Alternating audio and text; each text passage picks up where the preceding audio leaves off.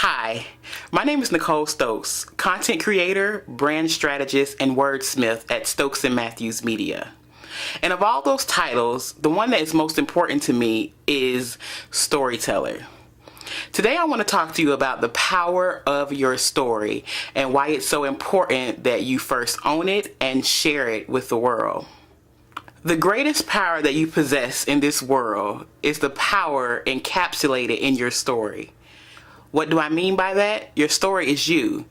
It's your DNA, it's your makeup, it's everything that you are, it's your identity, it's your purpose, it's everything that everyone on this planet is looking for.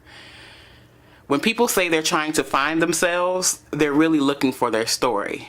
And I'm here today to help you learn how to own your story and then take that story and share it with the world on the best platforms available. When I first found my story, it was the most intense, passionate love affair. And I know that sounds crazy when we're talking about a story, but essentially your story is your purpose. So when I found my story through my writing, it was as if all the pieces that I had been living thus far in my life made sense. Everything connected, everything had purpose, and everything had a point of being. So that's what I want to help other people do. I've committed myself to helping other people find their stories, specifically writing their stories.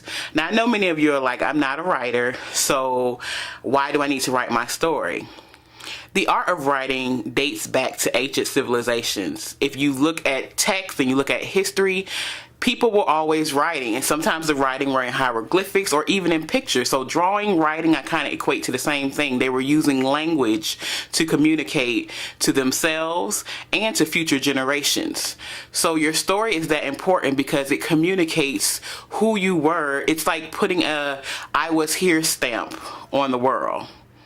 But as you journey and try to find your story, there are a couple of things that I want to share with you that you need to know. Number one, you're not lost. Everybody's on this whole kick of, I have to find myself and I'm looking for myself and where am I? I don't know what I'm doing. I don't know my purpose. I don't know my this. I don't know my that. What is my why? Like all of these self-help manuals, books, scripts are telling you that you're lost. I don't believe that. I believe that you're found. And the reason why you're even searching for yourself is because you know that there's more to life. So what I propose is that you're not lost. That unction to find yourself is really the real you telling you that the path that you're on is not the path that you're supposed to be on. So I say, go with your instincts, go with your gut. That thing that's telling you I need to be doing something different, I need to be guided by something different. That is the thing of your true self or your spirit or your soul or whatever you want to call it, guiding you towards what's instinctual to you. Number two, only you can tell your story. You are the person who is the most effective at telling his or her story. No one else can do it for you. People will have renditions. They will say that you're this or she's like that or that's her personality or he's always like that. He's just like his daddy. That stuff, I don't care what has been spoken over your life. I don't care what has been said to you in the past, even in the present. I don't care what you say to yourself between your ears. Only you can tell your story in its most effective way. And finally, number three, when you do tell your story, do not expect it to sound, look, think, function like anybody else's. Your story is specifically yours. Yes, you will have similarities to other people, but everybody's trying to fit into one box, one bubble, one societal norm, and that is just not how we're made. We're different colors, shapes, sizes, religions.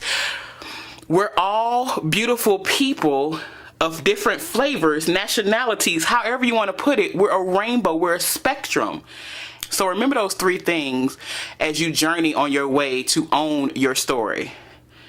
And finally, once you own your story, once you embody it, once you say, this is my story, this is who I am, this is what I believe, then it's time for you to share that story because, like Marianne Williamson said, when we shine, we give other people permission to shine.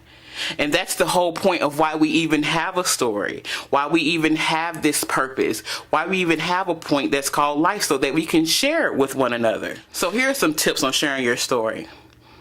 Number one, own it. When somebody asks me what I do, I say I'm a writer.